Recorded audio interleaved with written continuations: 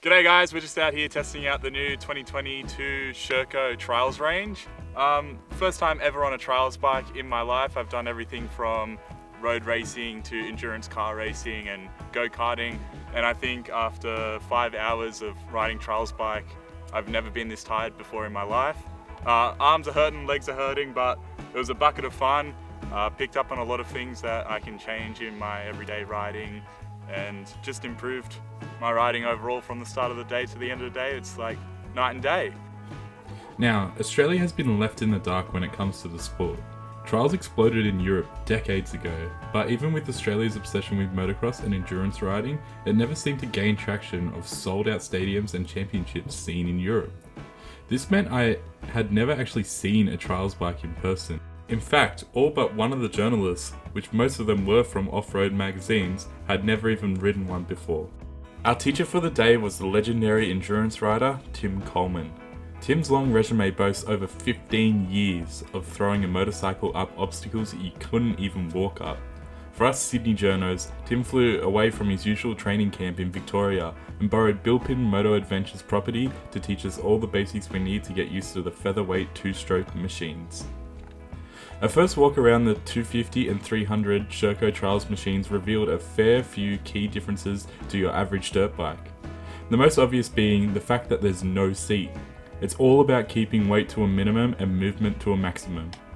Other key differences include a shifter you can't reach given you don't have a size 20 foot unless you take your foot off the pegs. This is to ensure that you don't accidentally shift the gearbox into neutral when hopping up massive obstacles. The kill switch is a magnetic button you strap to your wrist to ensure the bike doesn't take off without you when you come off. The first exercise of the day was without the engine on. We practiced balancing the bike with both our feet on the foot pegs, standing still. These bikes are perfect for activities like that, thanks to their huge wheels, tyre pressures of just 4 psi, and their extreme steering lock. They have no issue balancing. I have to mention, I'm not unfit, but far out. Within 10 minutes I was already feeling the burn and we hadn't even got to kick the engine over yet. Finally getting to kick the two-stroke over, and it had been about 5 years since I last used a Kickstarter. One kick and the Sherco burst to life with ease. It was a far cry from my early motocross days, sitting there flooding my Kawasaki KX65 as Dad yelled at me to kick it over like a man. Starting the day on the 250, I was pleasantly surprised at the two-strokes grunty, low-down torque, even after Sherco lowered the compression for the 2022 models. The next few activities consisted of tight turns and balancing against obstacles, which proved the torque was almost too much to handle. The strain on your wrists from standing up and balancing caused a few hairy moments as my throttle action started to get less and less smooth. The best way I can think to describe a trials bike is if someone took a high-end mountain bike and shoved a two-stroke in it, with the key word in that sentence being high-end. The 39mm forks have 165mm of travel, and the rear is sorted by a Riga shock with 175mm of travel. Both ends are adjustable. This was easily the softest setup I've ever felt on a motorcycle. It felt weirdly planted though. Riding bikes with soft suspension often feels like controlling a wet piece of spaghetti, but the Sherco seemed to handle it with no issues. The soft suspension helped us when we started to tackle obstacles. Compressing the front suspension and twisting the throttle to pop the front wheel up were not new skills, but anticipating the rear wheel or sump guard hitting a log seemed to throw years of doing wheelies out the window. That being said, once I got used to the feeling, the trials bike tackled it a whole lot easier than the enduro bikes. There are 3 options for the Sherco Trials Range: 125, 250 and 300. We only got the chance to try out the 250 and 300, both felt exactly the same. Personally, I would have loved to have tried the 125 out, as I'm sure it would have been an easier stepping stone into the new riding discipline. With that being said, the 250 and 300 had so much torque, the clutch was not needed to hop the bike up at the front. Tim taught us to essentially preload the suspension and give the throttle a twist. Brake control is another big part of trials bike riding.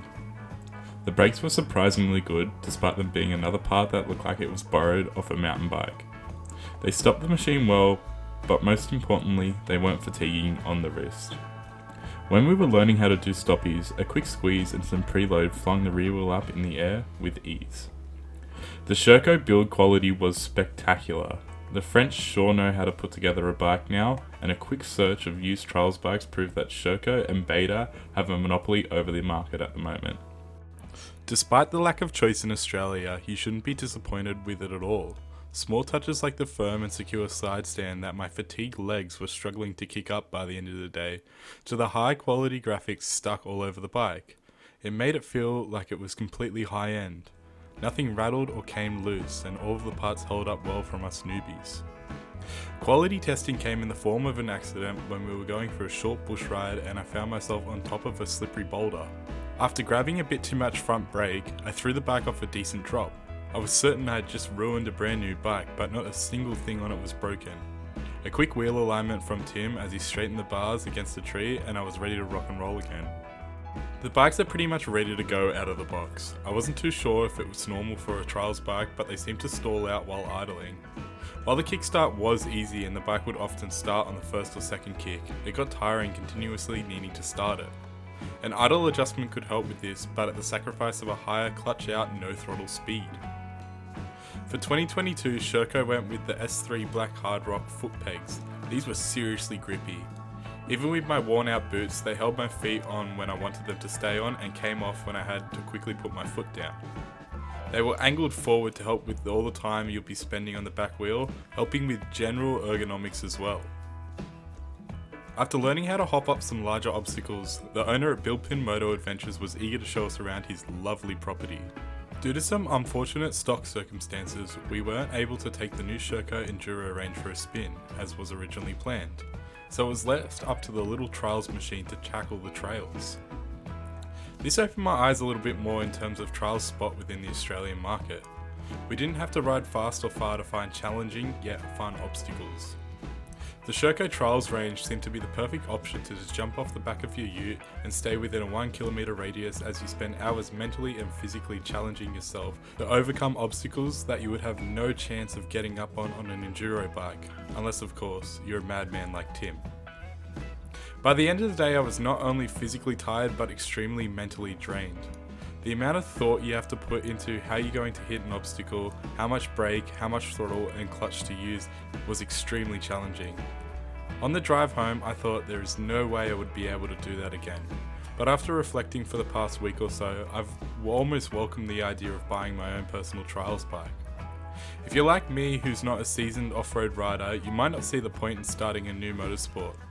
But see the trials bike as a training tool, use it as such, and suddenly you're sitting there looking at trials bikes for sale.